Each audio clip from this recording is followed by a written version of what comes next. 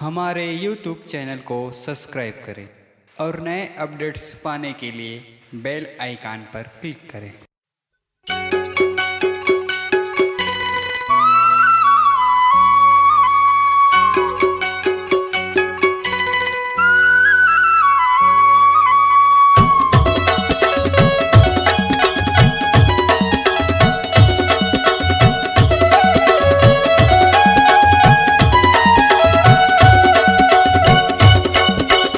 जादू हवा वो तोर रूप में, जादू हवा वो तोर रूप में। मल्ला रानी मोही डारे तोर सुरता नहीं भुलावे, पगला बनाए मोलाओ। जादू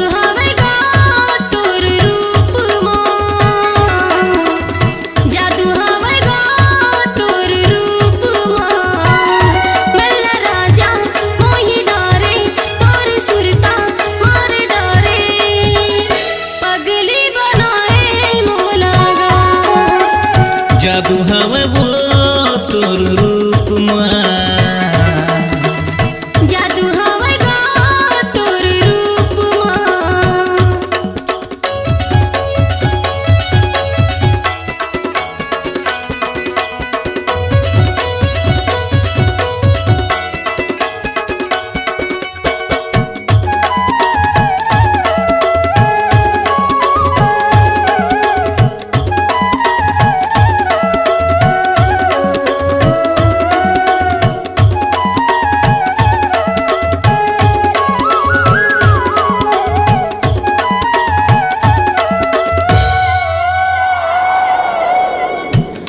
बिना पानी जैसे डोलत रहते मन, पानी बिना लकड़ी जैसे सूखा जाते तन।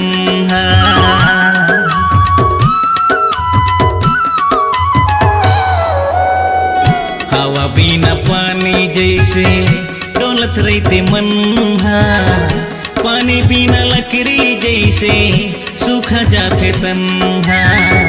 मन ये मतौना जैसे मते तोर ऊपर माँ, कहीं कहीं के देखत रेखा नहीं सको डर माँ। जादू हवा तोर रूप माँ, जादू हवा तोर रूप माँ।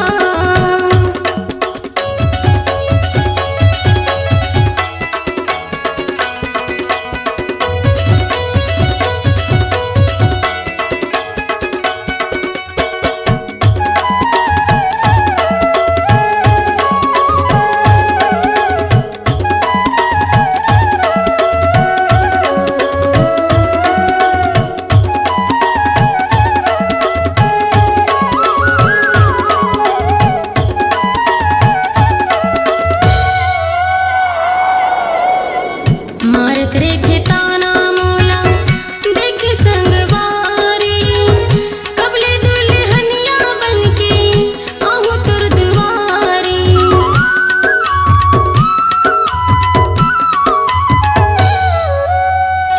मारत रेखे ताना मोला देख संगवारी, कबले दुल्हनिया बनके आहू तोर दुआरी।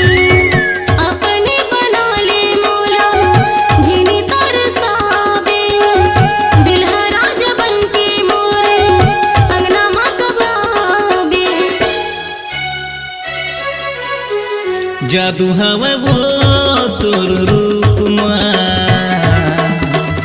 जादू हवा वो तोर रूप में।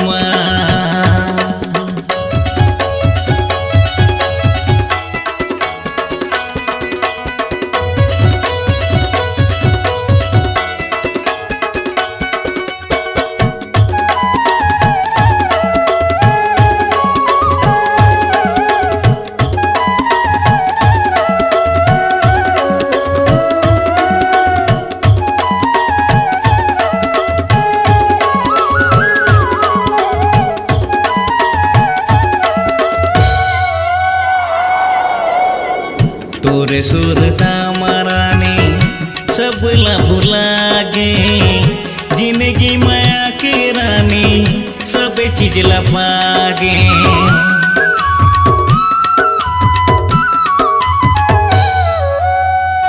तोर सुरता मारानी सबला भुलागे जिंदगी माया के रानी सब चीज लपागे सगा के ये नहीं मोला काहे डर लागे मन भीतरी मारानी मोर ते समागे